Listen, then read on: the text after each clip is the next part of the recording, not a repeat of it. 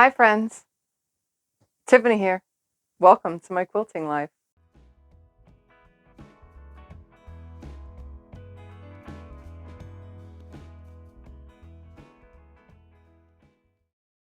So it's Monday, October 16th. What did I do this past week? Well, I did quite a few things this week, surprisingly, like a lot. So the first thing I did this week is I completed my open gate quilt project, which I'll link the video in the description below. I got that done and hung on the wall like right away. So literally when we turn the camera around, that's where it's hanging on the wall. Like I hung it up because it's so awesome right away. And obviously I have the lights off just because, so you can't see the vibrant colors as well, but the lights are off because it, gets too hot in here to film things. So I just, sit in here and show you guys things.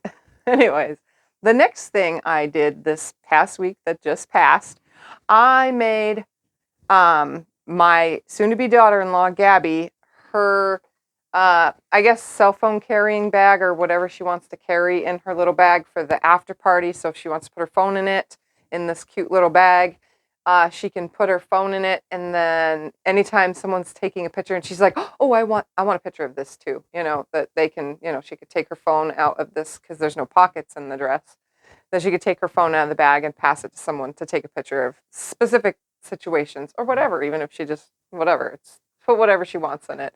So I did two styles. The first style I made was this one right here. So this is from her wedding dress, by the way. This is the leftovers from her wedding dress that we chopped off. So I made this style, and I realized after I made it, the shape of it is more for like a leather bag, like the style shaped like that, right? And also we put we didn't put no strap adjusters on the crossbody thing. So it was really long. So this is a really long strap. She's going to take both bags anyway, but it has the lining of the dress in there and then the outside of the dress.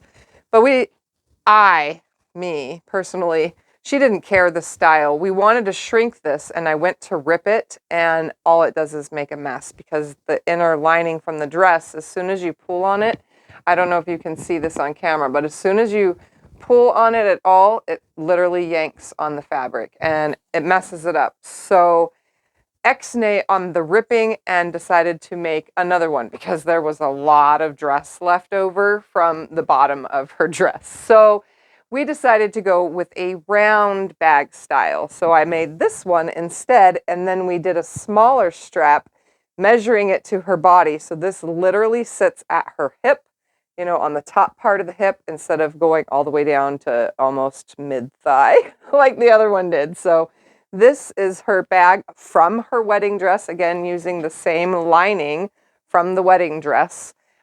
Here is from the outside of the dress. And so now she has a cute little bag that crosses over her body to put her phone and a snack or something in it, whatever she wants for the after party at the wedding. So we got that done.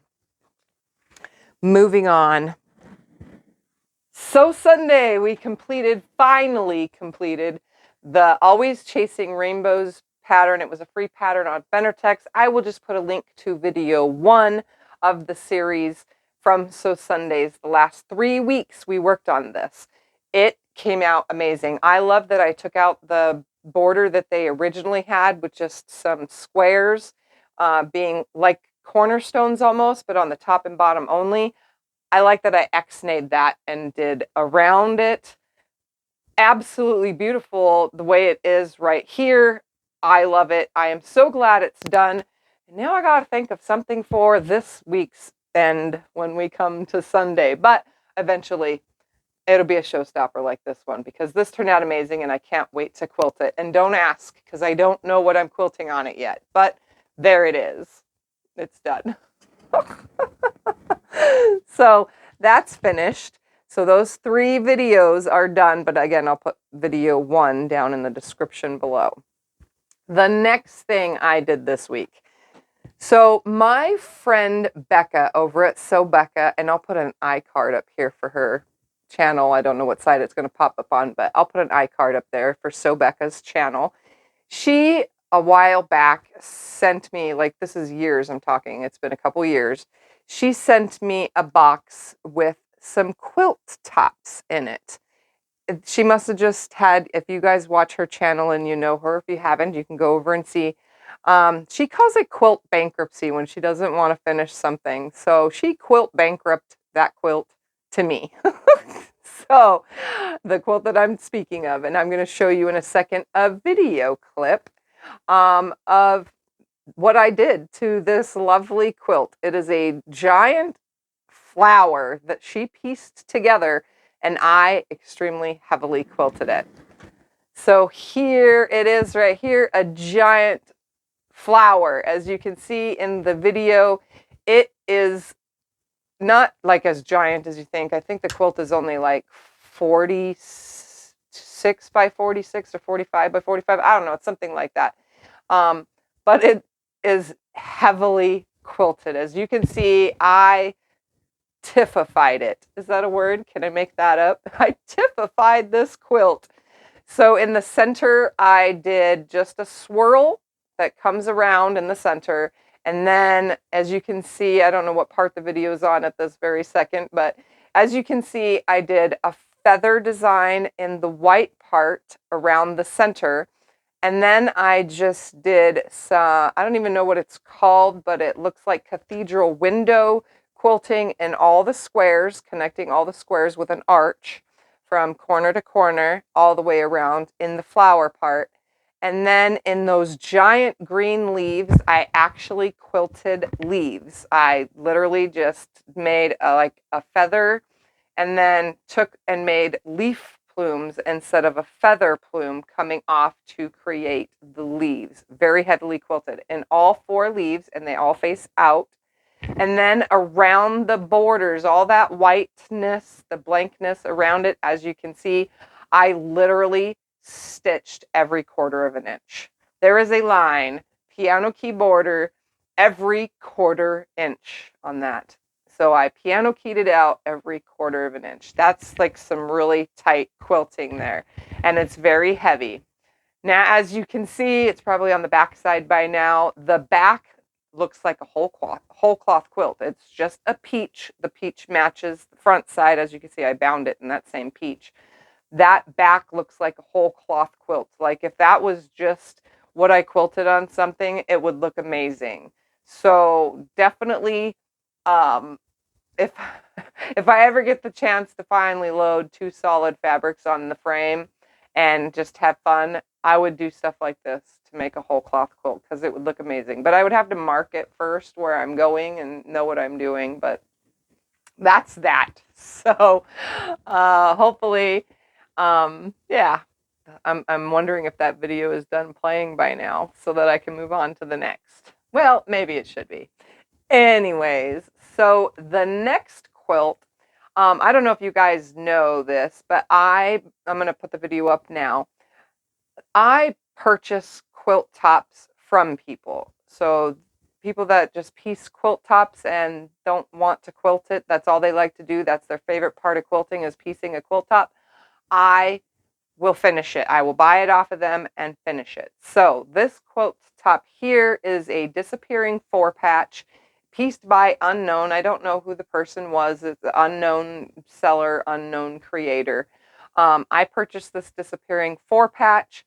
I actually added 2 borders. I had in my stash, surprisingly, that first border away from the quilt, that background fabric that they used, I actually had a small chunk of that. Like I had like 14 inches of it. So I took that I dug through my stash to find it. I know I saw it somewhere. So I dug through my stash, I found it, and I cut it down into 2.5-inch strips, and I went around the whole entire quilt as a stopping border. Then I took another fabric that had beautiful leaves on it. As you can see, it's green. And then I added that all the way around as a final border, and it turned out amazing. It framed it. It also made it bigger. I quilted this whole entire quilt with a leaf meander. So I went around and did leaves, and then on every like 3 or 4 leaves, I did a tendril that came off of it, and it turned out amazing. On the back side of this quilt is, if you saw my vlog from, no, not vlog, it's actually from a video of how to piece your backing fabric. I pieced that doggy backing fabric for that video. So I'll put a link for that video in the description below of how to piece your backing fabric. I lined up that print so that you cannot tell where the seam is from far away, but if you come up close, you can obviously see the seam. So there is that disappearing 4 patch. It turned out beautiful. I love it, and it's done. But I marked it with a tag that says pieced by unknown, so unknown got some credit there, and then I finished it with borders and quilting. So there that is. The next video popping up on the screen now is another quilt that I purchased online. Again, I purchased quilts, like I said, that have, you know, somebody didn't want to finish it. They just made the top and said, okay, here it is for sale, you know, for a very good price, very, very affordable price for me to just play on the long arm. This quilt is a log cabin, as you can tell, and it is in fall browns. It is a beautiful fall quilt. So this one, I didn't have to add any borders or anything. It was already finished with a 2.5-inch border all the way around it. And I just went ahead and quilted it up, and it looks absolutely beautiful. I love how the swirl with the feather plume at the end, or like a teardrop at the end, makes it look amazing. And it's on the medium side. It's a medium to heavy quilting because it's an edge to edge. So it looks absolutely fantastic. I love this one. I've always been partial to a log cabin quilt, and this one, again, is absolutely beautiful. I also labeled the tag with the unknown pieced person, whoever pieced it, unknown, and then put it finished by me. So I make sure that I give those people credit, although I don't know who they are. And yeah, so there's that. This, again, beautiful quilt. I loved I loved quilting it, putting the backing is a brown solid backing. I loved putting that together, making sure I cut enough, put it on there, and it went great with it. So there's that. Anyways, I can't really talk right now. It's so weird, right? What else? What else? I'm trying to think. What else did I do this week? I finished my open gates. I made the bag.